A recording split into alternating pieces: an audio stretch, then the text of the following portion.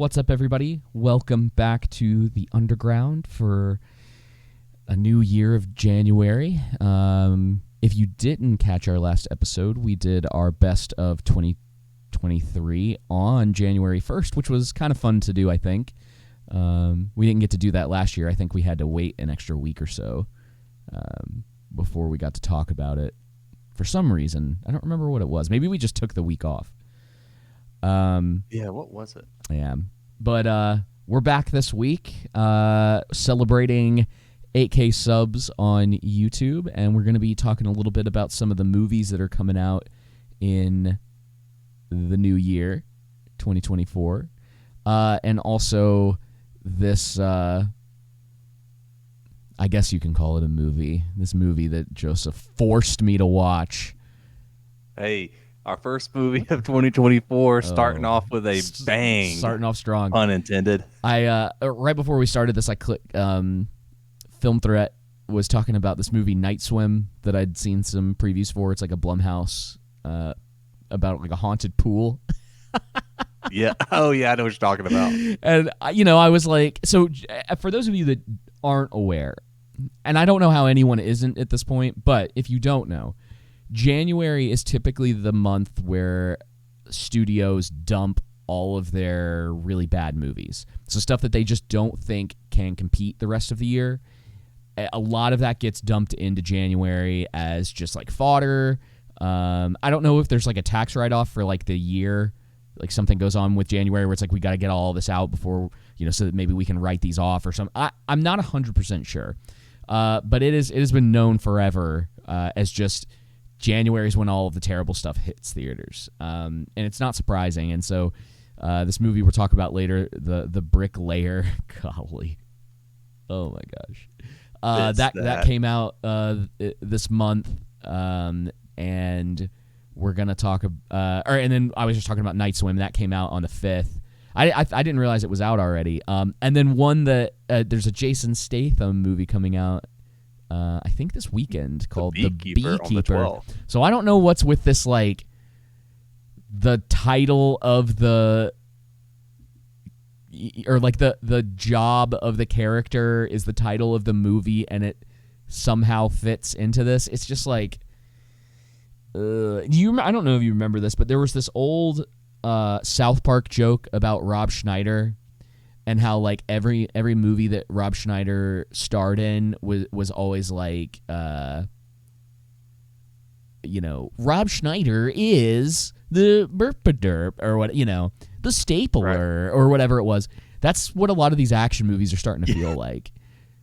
It's like the Bricklayer, the Beekeeper, and you're like, what is this?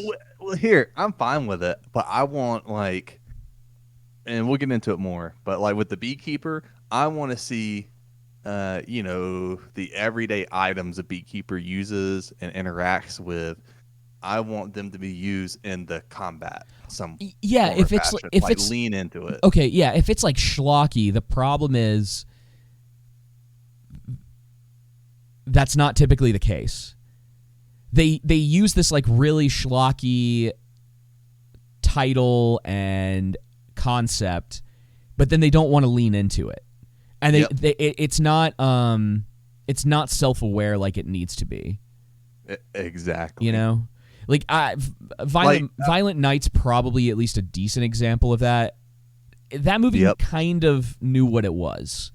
Definitely better than this one. And I saw Silent Night. Let me just go ahead and tell you, The Bricklayer is better than Silent Night. Oh, that's bad. I'll still watch Silent Night eventually. I'm sure it'll be on streaming at some point. Because I just need to see it for myself. But I don't know how it's not on streaming already. It just came and went, dude. It had no buzz, no anything. And it's so interesting that like that and Godzilla -1 were released pretty close together.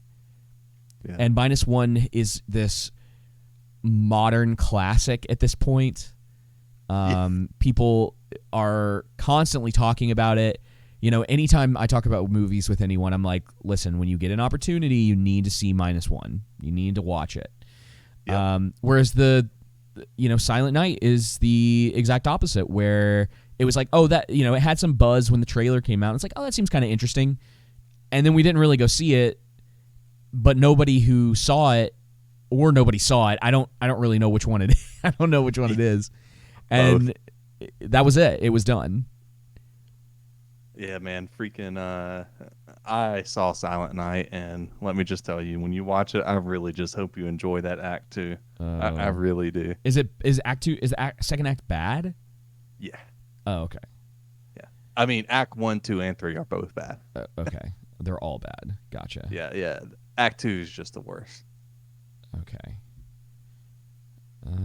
But yeah, I don't know what it is with these movies not being self-aware, like The Bricklayer, for example. And I just think, like as you said, they really need to lean into what their concept more. Yeah. And just execute it well. Yeah. And that's, you know, and just the sad state of a lot of movies. I saw too. It was interesting because you mentioned Film Threat, and before we started today, I was listening to their thoughts on Leave the World Behind, and they both ended up liking the movie. I'm like, how? What? I thought it was pure dog crap. I thought it was like the worst 2 hours wasted in a while for myself. I guess I'll have to. I'm not going to watch the movie. I didn't have any interest of it to begin with. And to be honest, man, it's fine. I mean, I think that's like Film Threat or somebody else having an issue with or like not liking something or liking something, and I'm like, I don't understand how you like that. It's not going to keep me from not listening to them. What the thing about that is, it's when it becomes this constant where it's just like, okay, that is just not. I hate to say like, oh, it's not a valid opinion, but it's okay. It's kind of like when we the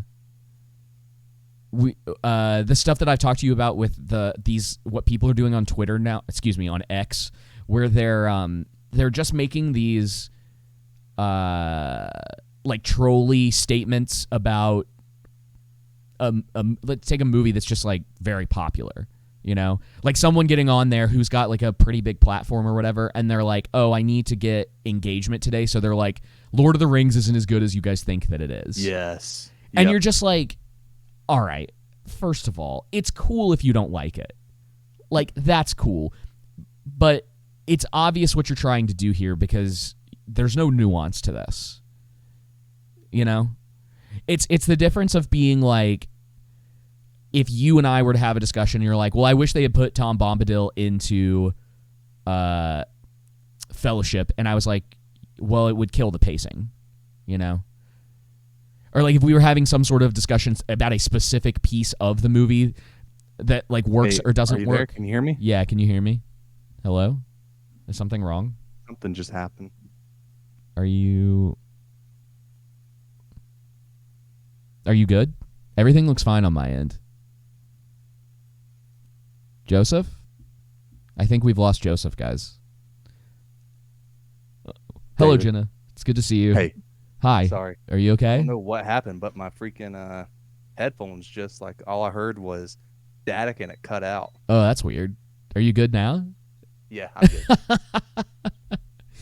Yeah. Anyway, so yeah, I don't know, man. Maybe I don't know what it is, but I it's funny. I've gotten to the point now. I'm borderline ready to just like get off of X for a while, because I find it pretty useless at this point.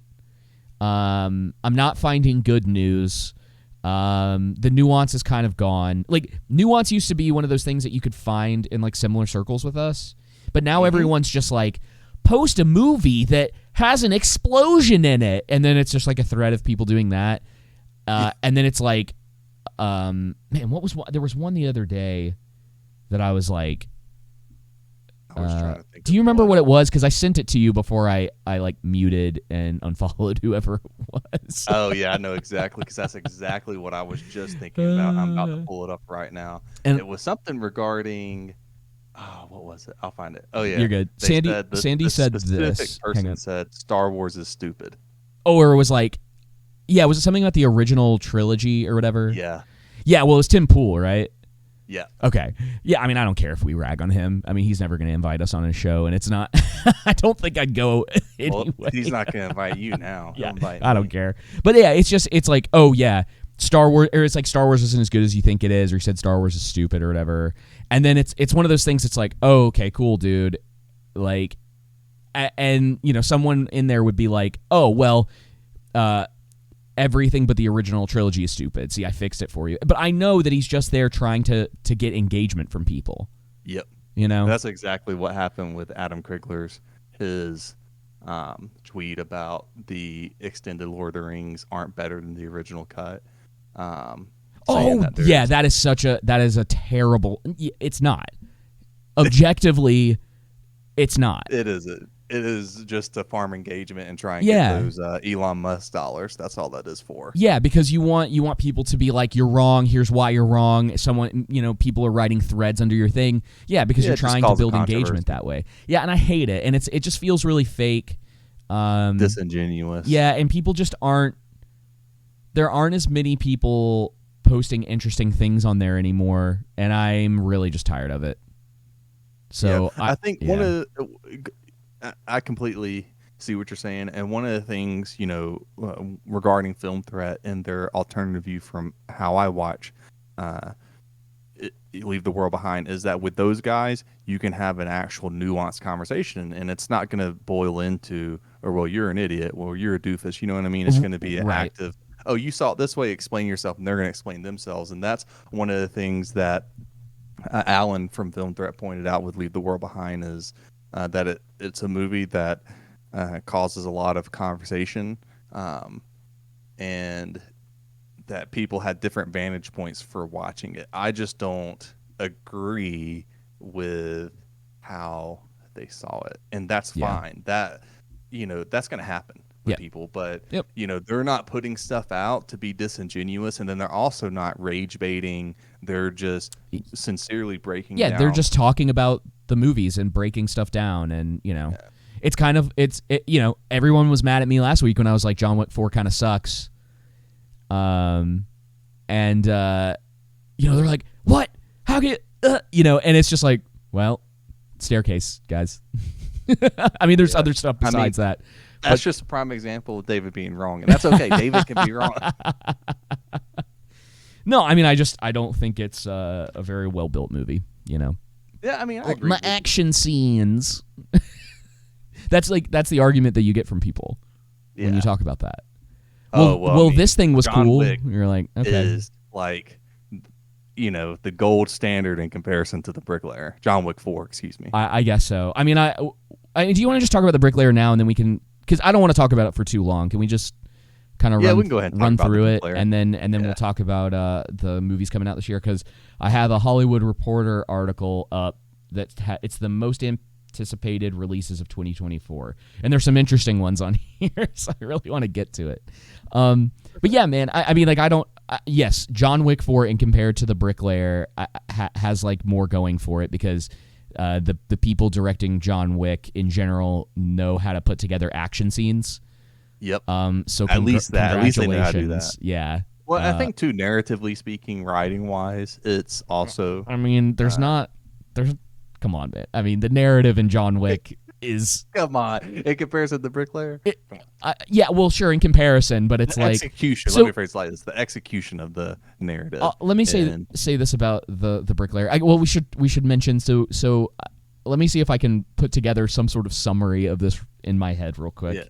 I already have a summary. If But you. the Bricklayer is essentially a movie about the CIA calling up a masonry professional who used to work for them, who for some reason, literally like 4 reasons, wanted to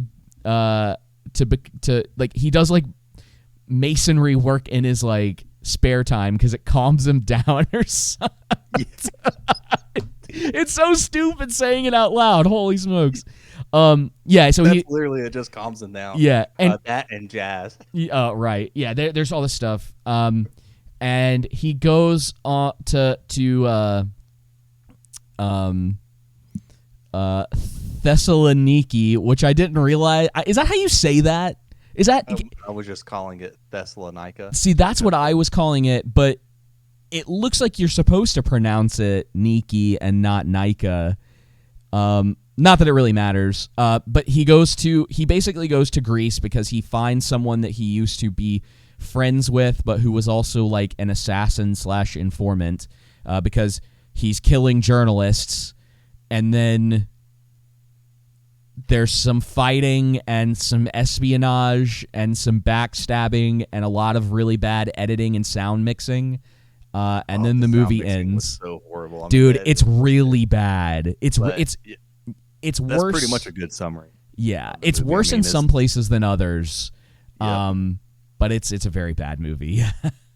Yeah, it's basically, as David said, this retired CIA agent gets reluctantly pulled from retirement to help the CIA find a foreign adversary that used to be an informant for them as well. Yeah, who is framing the CIA for the murder of various foreign journalists in an effort to bring down the CIA and cause America's allies to declare war on, I don't know necessarily America, but on the CIA and just get them out. Yeah, and I say in this retired CIA agent is a bricklayer, just for reasons that it has form and functionality. A brick has form and functionality, which gives him peace. And I say reluctantly. He's supposed to be reluctantly, but he gives in quickly. He's like, okay. Dude, he said that at the end of the movie when he was like, "Oh, it has like form and functionality, and I know how they work," or something like that. And I was like, someone wrote that and was actually like, "This is awesome." Someone who took intro to philosophy 101. And Nina Dobrev, her character looks at him and is just like, "Yeah, I get it." And it's like, dude. I think the problem is like, you look at something like Nobody, because that's kind of where I saw a lot of similarities, I guess. You have your like retired agent, CIA or otherwise, who kind of gets pulled back in, and that's kind of where the comparison stopped between the two. Because where Nobody is like a very well-paced action movie, this is not, and there's a lot of wasted time, and it's almost got a 2-hour runtime, and I was just like, oh man. And I was trying to like give it, I think I go into most movies, and it's like maybe the first 20 minutes or so I'm like trying to stay invested, and then after a while you're like, okay, like what are we doing? Like where am I supposed to kind of be invested in what's happening, right? And it felt like it took too long, and it felt like they were still introducing characters pretty late into it, like his sort of old love interest just randomly comes up, and I remember pausing in the movie, and it had to be after the hour mark. I'm like, oh gosh, I didn't see how long the movie was before watching it. Yeah. And dude, I paused it and I was like, oh crap, I have another hour to go. Yeah. Yeah, so it's just another forgettable action film. It's not stupid enough to be like, you need to watch this because of how stupid it is. It takes itself way too seriously. And it's not. It's definitely that with the bricklayer and the moniker they were going. That I thought they were going to go with. Lame, dude. But it's just not executed well at all. Narratively, character development. Let's see the fight choreography. Yeah, I guess there's character development in it. I mean, maybe a little. It's here and there, but I don't. What would you say was developed?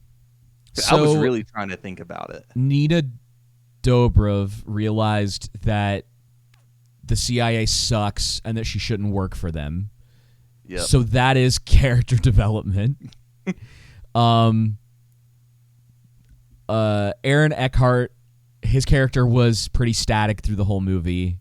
Mm-hmm. He found out that his ex-girlfriend was a baddie.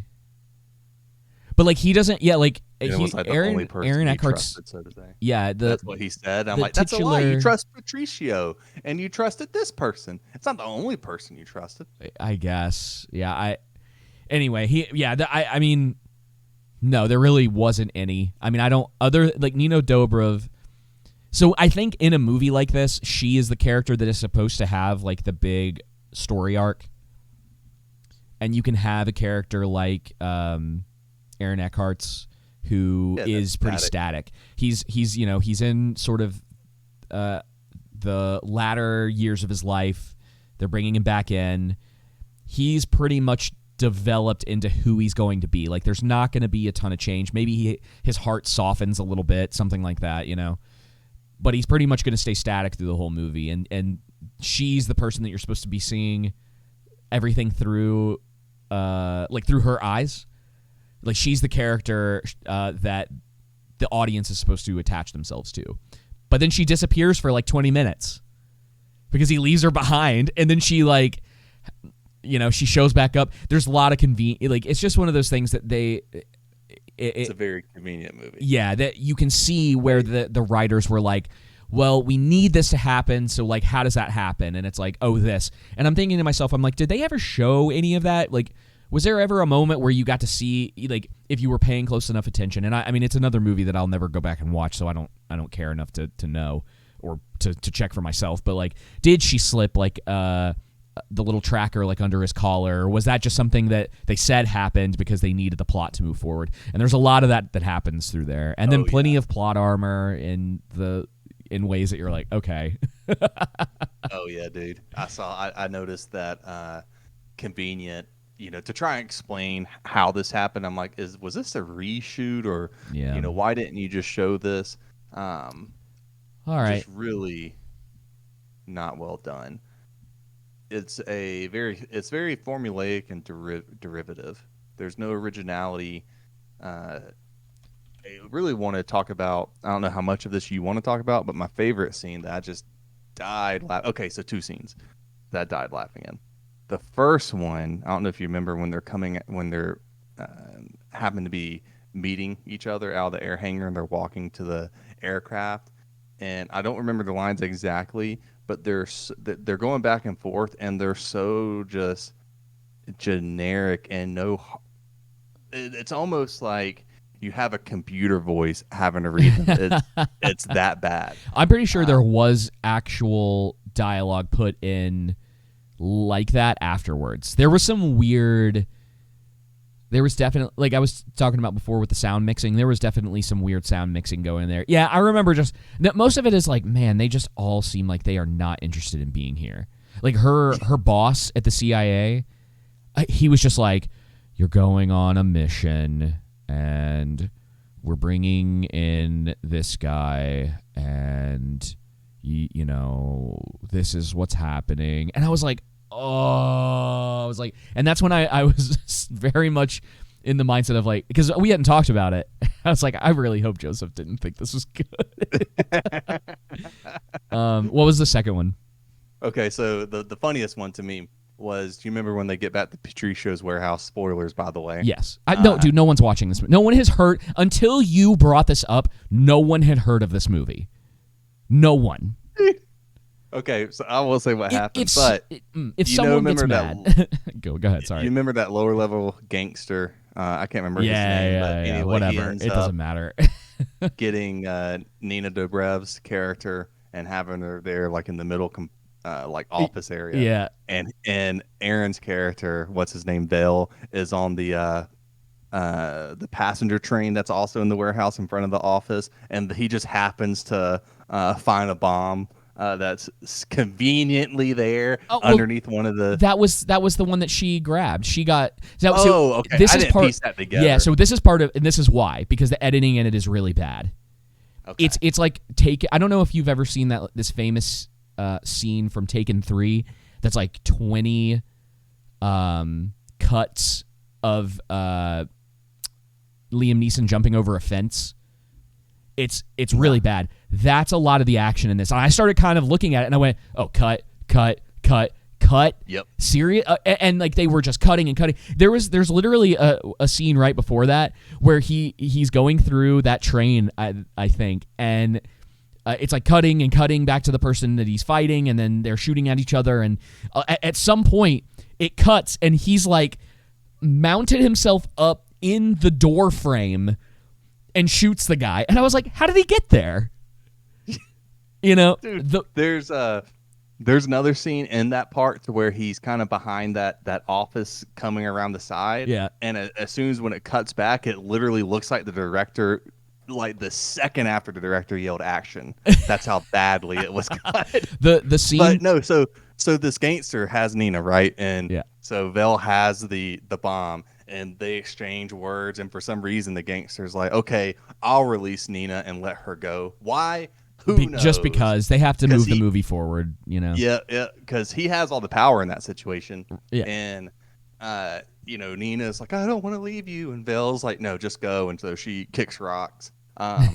And Vel says something to gangster guy, and then he just mind you, he has like 3 to 5 guns aiming at him, at least 3. Yeah. With the lasers on his chest as well. So you see, hey, they got the goods on him. He can't get out of this situation. That's the tension they're trying to build, which epically fails. And he just really fast throws the bomb, and then it cuts to another scene of him diving out of the way and shooting, and then the bomb explodes, and that's how he gets out.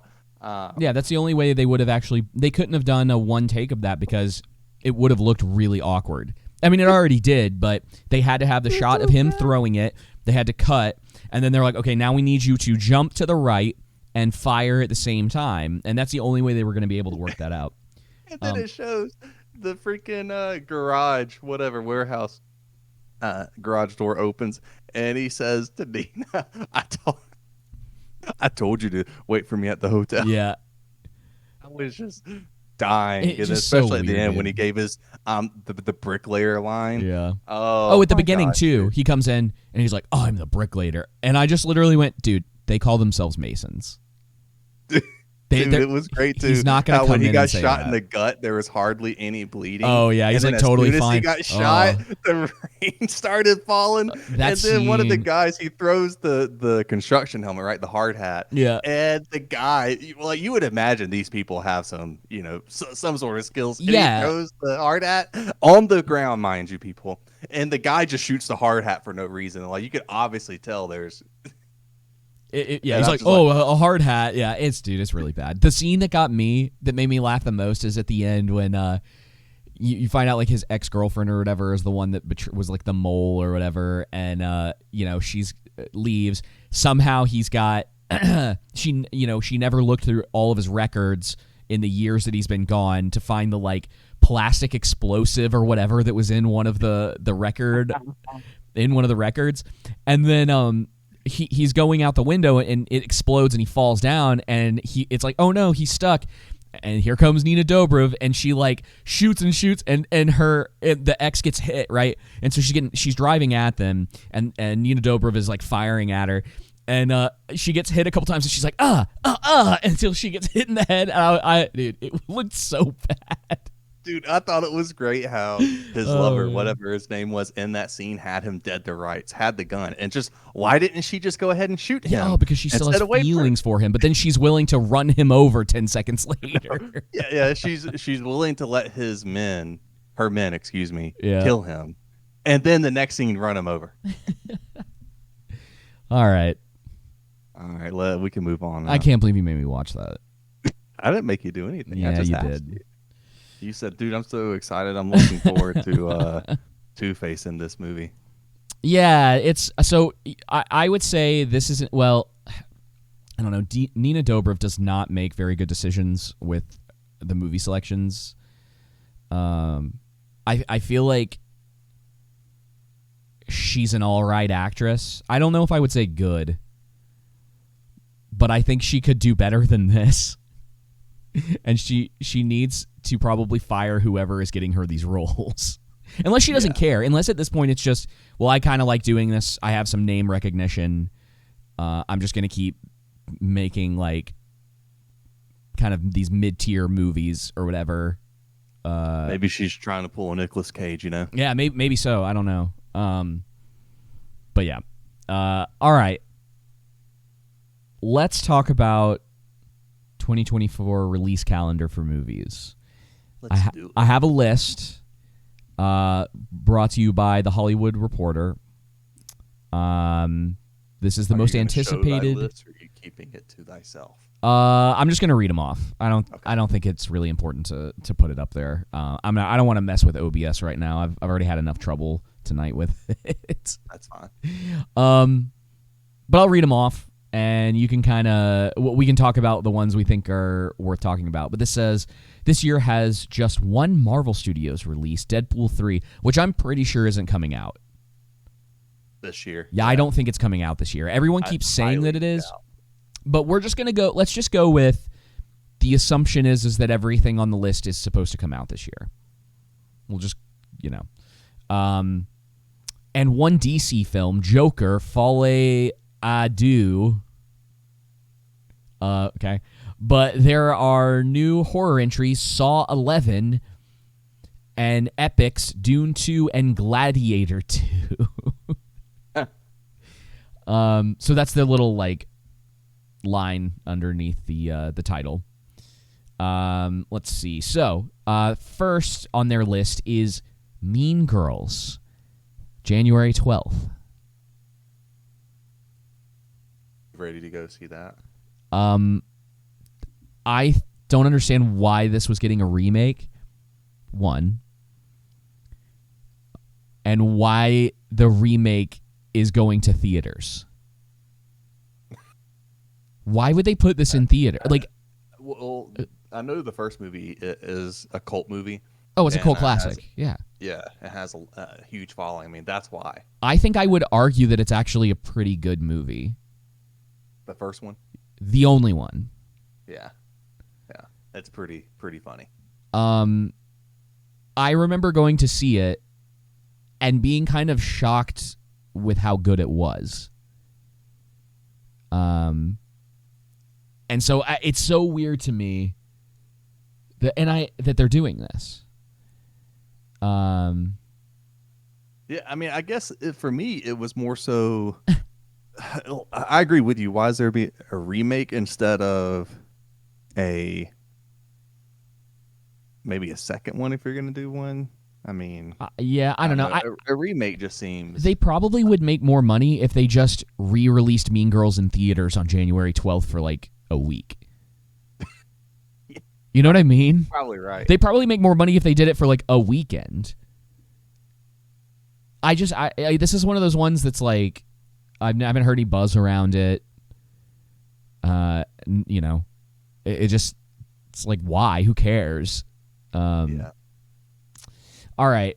It does say that though that this is the movie musical adapts the Broadway musical adaptation of the 2004 movie. Don't you like that sentence? Yeah, I love it. Yeah.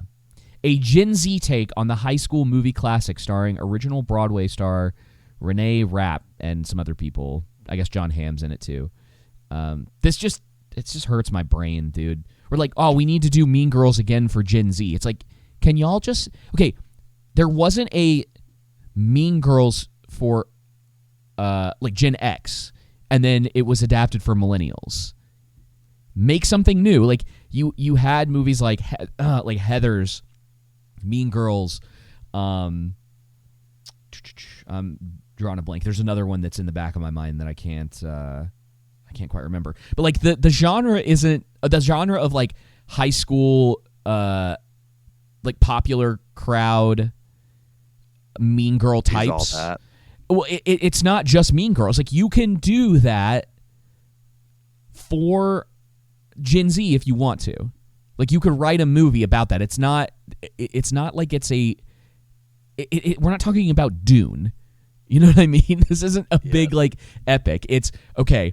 We want to do a movie that speaks to, the generation that is now in their early to mid 20s or whatever. We want to do it in the vein of Mean Girls. How do we make that happen? Yeah, exactly. create something new and original. Yeah. And it's weird that And they're it's- just like, and it's nah, fine let's to just be do this.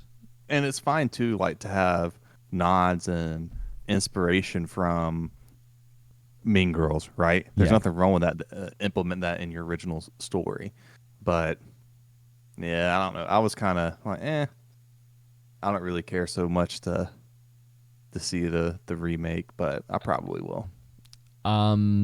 Also coming out on January 12th, The Book of Clarence, the Jay-Z backed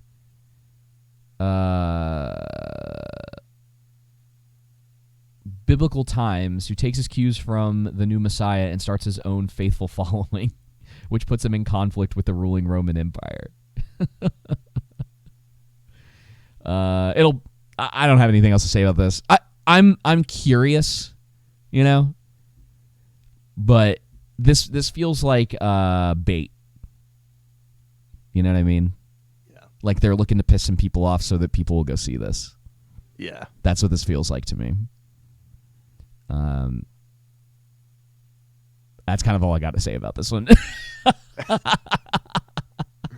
Is that all for the article? Is there any? No, dude, no. We're 2 in. And how many total are there again? Oh, I don't know. We're just gonna A keep. lot. Yeah, we're just gonna keep going Okay. till we're done. We've talked about Argyle a little bit. That's February 2nd. I'm curious about this, but I don't have a lot of Hope. Yeah, it doesn't look like it doesn't look like a slam dunk. You know what I mean? I just don't. I don't know. No, I we'll agree. see. It. Matthew Vaughn's a really It's good too close action. to January for me. Yeah, Matthew Vaughn's a really good action director, but this does not look like it is marketed towards us.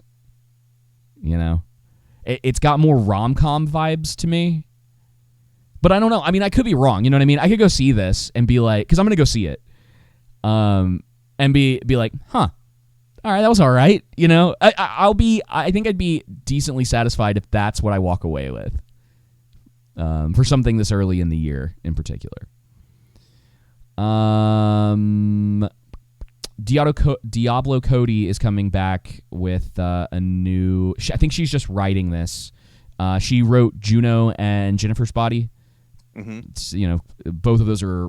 I think Jennifer's Body at this point is more of a cult classic than Juno is. Juno was really popular when it first came out.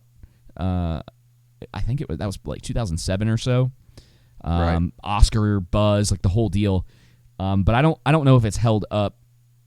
And then Jennifer's Body, out of nowhere, like a couple years ago, just had this crazy resurgence where all these people were talking about it again, which was weird because when that came out, I saw that in theaters, and I was like, oh, that was kind of cool.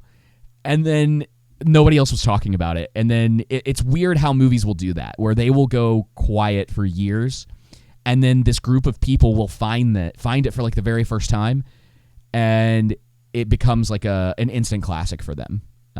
Anyway, it's her like take on Frankenstein. I've seen the trailer. Oh, I know what you're talking about. Yeah. Oh, this is Zelda Williams. This is her first directing role. Robin Williams' daughter. That's the other notable thing about it. No clue. I don't know. She, as far as I'm concerned, I mean, Diablo Cody's kind of hit or miss with her writing. And I don't know how it's going to translate now because she used to be the only person doing like the quirky teenager thing, and now I feel like that's everything. So we'll see, but I don't know. It is everything. It's kind of like yeah. I'll just leave it at that. Go ahead. I kind of feel you on that. It's everywhere, and so like it's so saturated now that I don't know if this will stand out the way that her work did when she was doing stuff back in like the early 2000s. Yeah. Early to late 2000s. Okay, here's a good one for you. They put Madam Web on this list of most anticipated movies of the year. Buddy. February 14th. Oh, yeah. We're definitely watching that, too, by the way.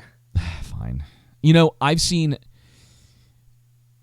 2 trailers with Sydney Sweeney in them now, and I'm convinced she's not a good actress. And I'm Why is trying that? to. Well, we won't go into it, but she's not popular because of her acting, Okay. and I'm just gonna leave it at that because I think you know where I'm going with I that. think I know where you're going. Okay, and I know the troll enough. room definitely does, but I know enough of. I've heard enough of. I haven't watched Euphoria. Neither but have I. I've heard enough of Euphoria to know where you're going with that. you don't have to actually watch that. You could see her in like a random commercial, and you would be like, "Oh, she's not popular because of her acting." Yeah. I don't think that's a controversial opinion. Yeah. I don't really know. I haven't really seen her in anything, so Um, I just know she got really popular. yeah, because of Euphoria. She was. We covered that story about her family because like her family is pretty. I think she's from Kentucky. Oh yeah, they're like Trump supporters or something. Or, yeah, or at least like some of them might be, and everyone was like pissed at her, and it's like, what do you want me to do? You know? So it's like, yeah, it's like stuff like that. Of course, like, hey, Oh, stop being gosh, stupid. Other but- people in my family have a different opinion than me. how dare they? But yeah, I mean, I guess if we're gonna see it, gosh, all right, that gives me okay. That's fine. If you really then want we to see it, got- you listen. You better go see it. If I go see it, I don't want to go What? see this, and you be like, oops. Just actually be like, "Hey man, oh, didn't have time to watch." Dune Part be 2, funny. March Yeah, 1st. that will be a nice follow up. I wonder if there's any I'm looking TV forward to shows that. coming out in between this to where Oh, maybe we February. don't watch Madam Web. February. I'm still confused as to why Madam Web's even getting made. Like, why was that even? It's probably like Craven the Hunter, Madam Web. Like, they're too who far in cares? production. They're too far in production at this point. You know what I mean? Jeez. You can't just turn ship. You know, when you've already had as much. Well, we've seen they can with Batgirl, so Yeah, but it wasn't as far along. Okay. There's a specific point to where a movie can basically be canned, but once you get past that threshold, it's pretty much got to come out. It's going to be a bad year for superhero movies. I think it's going to be a worse year for superhero movies than it was last year, and that's probably not even like a revelation to anyone. Yeah, I think if there's one superhero movie, at least in the genre, that can save, I say save like the genre this year. Yeah, I would say probably be the Joker movie. I'm That's curious. Not really a superhero, but it's in yeah, that comic book. comic book, Yeah. realm. So But yeah, I'm looking forward to Dune Part 2. I do hope it's good. I hope it needs to be solid because it ruins the legacy of the first one if the second one sucks. yep, So you got to land it. Just look at the Lord of the Rings Um, the trilogy. allegedly a Roadhouse remake is coming out on March 21st. I don't really I care. just don't care. Yeah, I like the first Roadhouse well enough, but like I don't care. I didn't like it. Not the one for me. The American Society comes out on March 22nd. Are we gonna watch that? Oh, the American Society of what, David? The American Society of Magical People. Of magical people. What kind of people? David? What's the full title, David? You know, you can say All it of if a you're sudden I so just desperate to know what it is. All of a sudden, I just clip you saying the title, just that last word. Oh, Posted man. to social media. What is David thinking? I know. This is Dude, that was coming such out. the weirdest trailer and name for a movie. I It's- was like, guys, can't we go beyond that? I know it's a satire. Yeah. There had well, so it's quote unquote. They're calling I'm it a just tired satire. of all the race stuff because it's like, who cares? I know, it's boring. Who cares? It was about the boring like 10 color minutes after it someone's started. skin? Yeah. Yeah. Nobody's talking about this. It doesn't seem like anybody's happy with it. If you want to see something in this vein that's actually funnier, Key and Peele did a sketch about this because that character stereotype, if they had done this right, it could have been really funny. Yeah. You know what I mean? It could have. I think it's great as that whole satire and about making like white. If help me make sure I understand correctly. The movie is about how black people feel uncomfortable around white people. Is that correct? That's what the trailer kind of talks about, and then it's like, oh, there's a magical society that makes sure a magical society that is made up of blacks that makes sure they have to assist and serve white people, correct? Yeah, and it's like, And then wait, he I'm also confused spends about his this. time, and he also spends his time chasing, like, and falling in love with a white girl. With a white girl, I'm pretty sure. I don't know if she's like biracial technically or anything like that. But yeah, that's kind of the weird thing about it. But like, my thing about it, and this is the problem that I've got across the board with. Or maybe it's the opposite. Maybe it's that like white people feel uncomfortable around black people, so they got to help them feel more comfortable or something. I don't know. It's weird either way. Yeah. And it's the thing that bugs me about it is that it's not gonna be edgy at all. And for me, I'm thinking this could have been funny if they took like the Tropic Thunder approach to making this movie. Yes.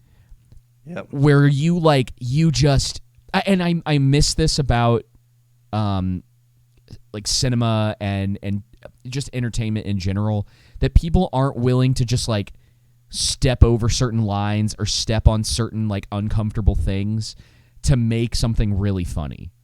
Yeah, or even to make a really poignant film.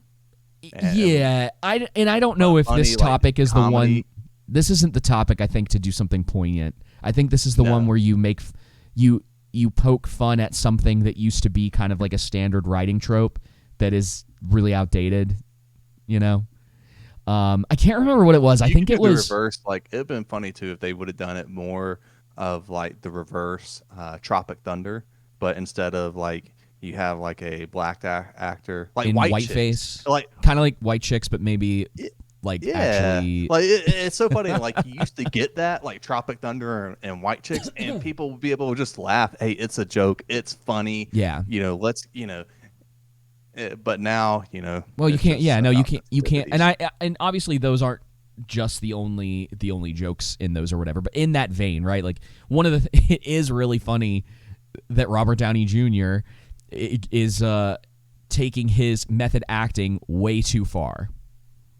Yes, that's part of the joke of it. It's not that it's an okay thing, and most people I think understand that. There's like this small weird portion of the internet that gets mad about it, and then occasionally someone gets into that portion of the internet and gets mad about it all over again. But most people don't care. Most people think it's funny.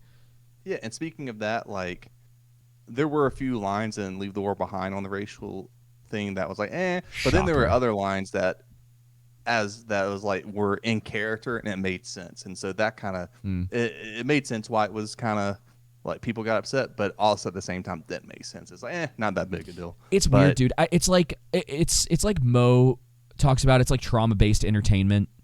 Yep. Where it's like, y'all, you gotta anybody's stop. Good at that. Yeah, Obama's definitely good at that. It's no different than I think the like Civil War stuff, like that movie's trauma-based entertainment. Leave the World Behind is trauma-based entertainment.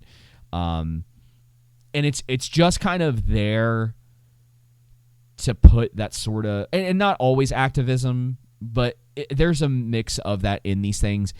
And it's not done well, and it's like nobody really cares. You need to be able to have like broad sweeping concepts in these movies.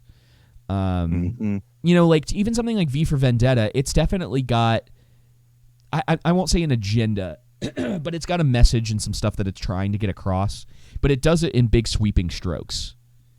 Yes. It's not like pointing at the audience and being like, you, you know what I mean? Like you sitting in that chair. And I think that's part of the problem too, is it's just like, oh boy. And then when American society bombs, there's going to be tons of articles that are just like, it's your fault. Anyway. How are we going to be able to, I guess we just got to title it, The Magical Society. I'll just censor it. It's funny. Yeah. We could call it the American Society of Magical N-Words? Do you think that's too racy for YouTube? I'll let you be the deciding factor that way. If when it blows up, I'll just start tagging you on Twitter and everywhere else. Be like, hey, Here's his he email. made the decision. This is his personal Gmail. Yeah, I think that's funny, but and that's the thing is like I don't know. I think that's humorous or whatever, but I don't know if everybody would and I don't know if YouTube would get pissed about that. No, you just do the Magical Society, or what's it called again? The American Society of idea Magical of magical, Inwards. and then you have the N, and then it's just asterisk, asterisk, asterisk. Can I do ninjas? Is that Nah, man, I think my it's, black you know, friend from high school said ninjas was okay, but that was also many years ago. I remembered that recently. She's like, yeah, that's fine. I'm like, oh, okay. Whatever. We can talk about if we watch it and review it. We can just talk about that. Be like, hey, how's it?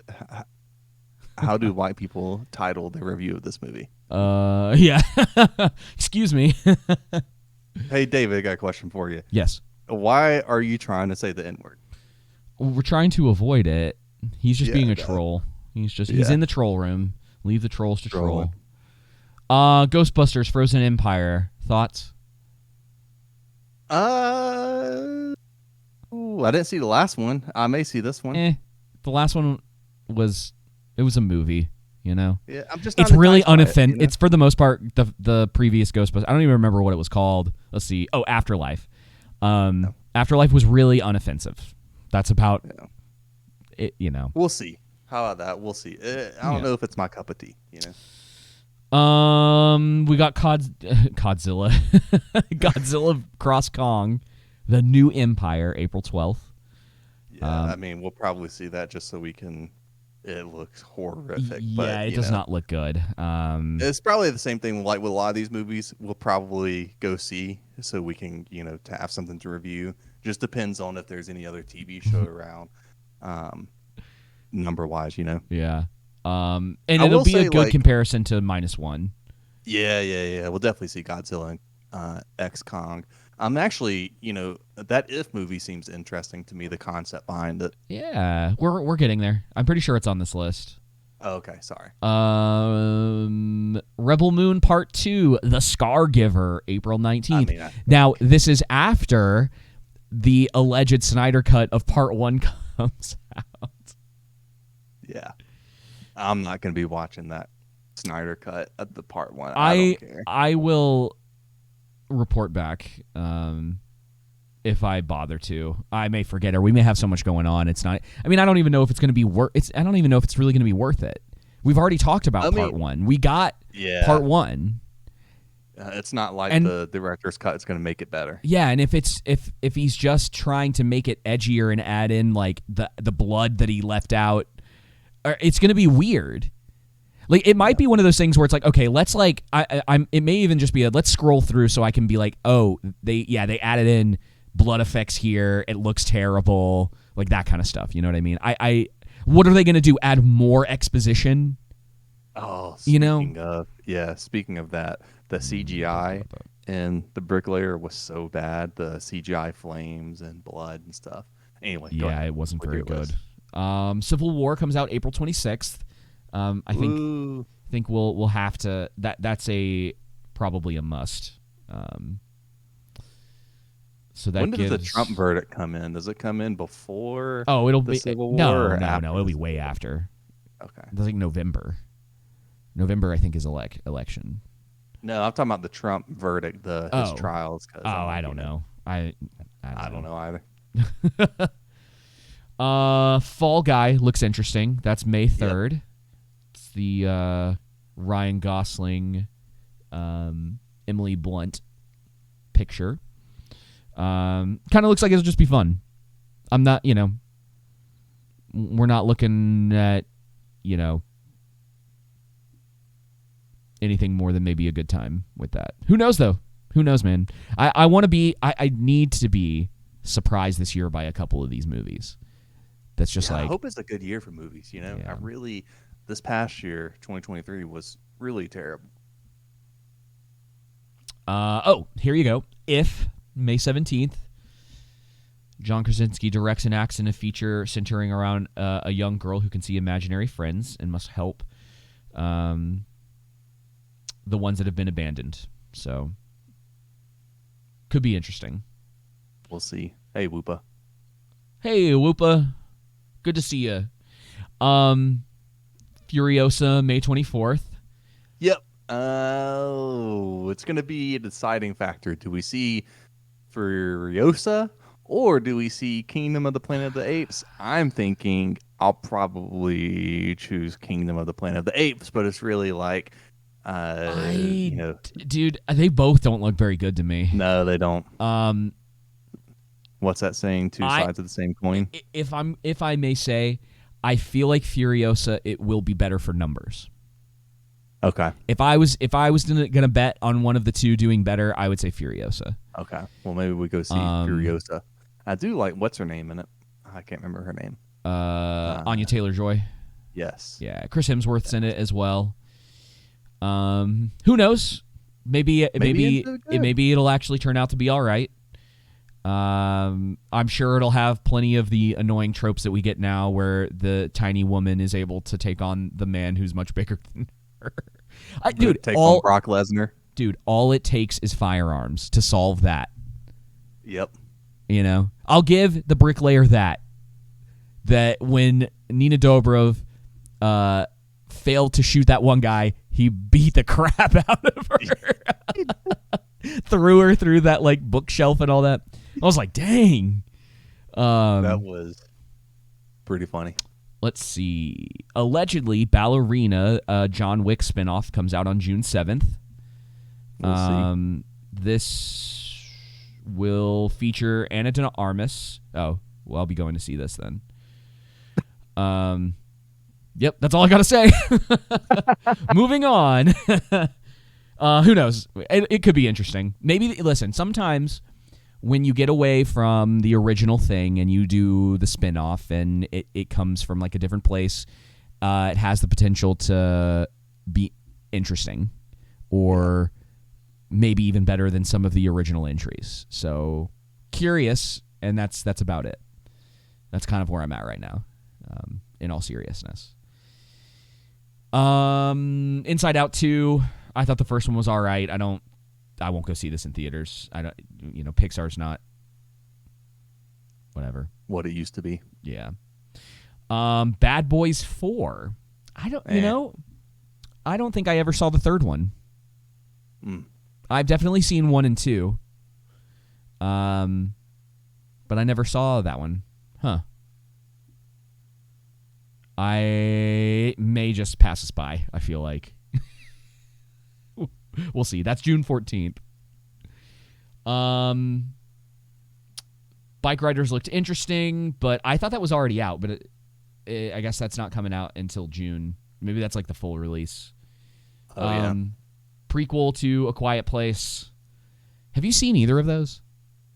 What's that? The first two Quiet Place? Yeah. Yeah. Oh, okay. I guess we didn't review either of them, though. No, we didn't. Okay. Not that I remember. I'd have to go back through. We've reviewed so much, but I don't think we did. Maybe the second one. Those movies didn't hold up for me over time. More the second one's like kind of forgettable. The first one didn't hold up for me long term. Okay. There's stuff I like about it, but there's a lot of problems with it. I like the first one. The second one, I just don't really remember that well. So I guess that speaks to that. Ooh, we have Twisters, July 19th. Oh, yeah.